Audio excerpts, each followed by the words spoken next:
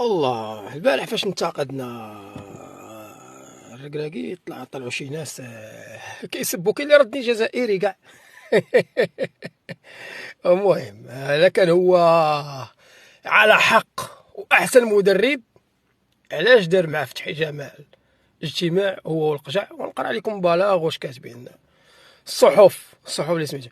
بالامس السبت كان هناك اجتماع عاصفي بين رئيس الجامعه لكره القدم فوزي القجع والناخب الوطني وليد الركراكي بحضور المدير التقني للمنتخبات الوطنيه فتحي جمال بمقر الجامعه بالرباط. حسب ما تم تسريبه من هذا الاجتماع هو ان المسؤول الاول عن الشان الكروي بالبلاد عاتب الناخب الوطني كثيرا على المردود الذي تم تقديمه امام منتخب مالي، كما تم التأكيد على سخط الجماهير المغربية على مستوى المنتخب المغربي. وأكد فوزي القجع لوليد الركراكي أنه ظل يدافع عنه رغم الانتقادات الكبيرة، يعني القجع اللي كان كيكالي عليه هاكاك، والأصوات التي كانت تطالب بإقالته قبل الكان، كما استعمل لغة التهديد أنه في حالة عدم تحقيق اللقب الإفريقي ستتم إقالته فورا. ونحن نعلم أن البديل موجود وغير بعيد عن مجمع محمد السادس، إنه الإطار الوطني لكفء طارق التسكيتيوي.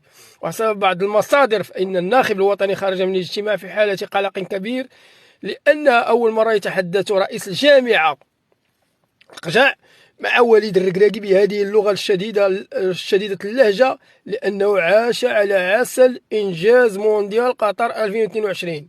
كلشي عايق به، باقي كيمثل علينا بداك الشيء ديال قطر وباقي. وهناك أخبار تقول أن وليد لم يحضر الحصة التدريبية ليوم الأمس، بل الحصة كانت تحت إشراف مساعديه. هاد المساعدين ديالو هما اللي زرفوه. خرج ديازو وناعي وخلي السيفاري.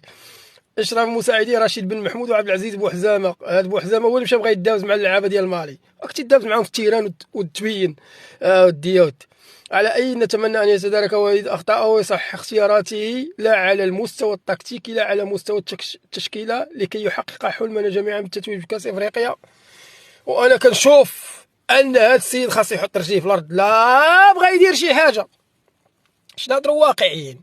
وراه القجع راه مشى عنده، راه خوفا من الماتش ديال زومبيا راه باقي ما دزناش وباقي رجينا ما نشفوش. باش نهضروا واقعيين. لهذا هذوك اللي دخلوا كيسبوا فيا ردوني جزائري، كاين اللي ردني ما عرفت منين.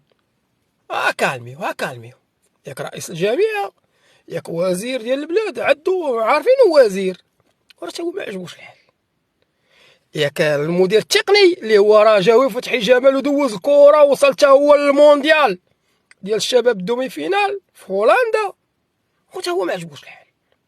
لهذا ما تبقاوش تدخلوا تدافعوا على شي واحد وانتم كتشوفوا المنكر وكتشوفوها عاوجه كتبغيو تدافعوا عليه. هذا من جهه.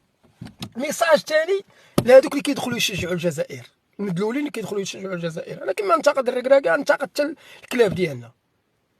واش شفتوا في الاذاعات ديالهم الرايه ديالكم ما كيحطوهاش، كيحطوا لي ريزولطا ديال الفراقي، والرايه ديال المغرب ما كيحطوهاش الكلاب. ابار هادشي، هذيك اللي داخله وكتقول لهم وانا ولي رياض تصويرتي انا غنتابعو قضائيا وانا بغيت نمثل المغاربه. لا حنينتي، حنا علي بغا علي مدلول ولا شي حاجه يقول لك لا حنا تربيه الملوك. لا الملوك ديالنا راهم وصلوا حتى للاندلس بالسيف وطراساو لازون. الملوك ديالنا هما اللي كانوا الاتراك باش ما يدخلوش عندنا، ماشي الملوك ديالنا تجبدوا معاه وقت ما بغيتو. اللي بغا يقول لك احنا تربيه الملوك، لا تربيه الملوك ما كيخرجوش فقاص. تربيه الملوك السن بالسن والعين بالعين والبادي اظلم. هذه تربيه الملوك اللي تربينا عليها. ما حنا ما مدلولينش. وانا ما شفت الفيديو ديالك الاخت السعيده وسير شريها كبوط، هذاك مونطو لابسه كاشه ديال العسكر، وانا وبغيت ندير الاخلاق وسير شري مونطو وشري الراجل سبرديله لابس سبرديلات ديال المصريين. مالكم كتبغيو دلوا ريوسكم وتجيو تحطونا حنايا لا حنا تربيه ملوك وكتبغيو تبينوا ان بنادم راه قبيح، لا نتوما اللي زوينين. وانا كنقول حتى من هذا المنبر ما تشجعوهمش، راه غير غيمشيو لبلادهم غيدوروا عليكم 360 درجه. وما كنهضرش على الجزائر، كنهضر على الشمال الافريقي كاملين فيهم هاد الفيس هذا.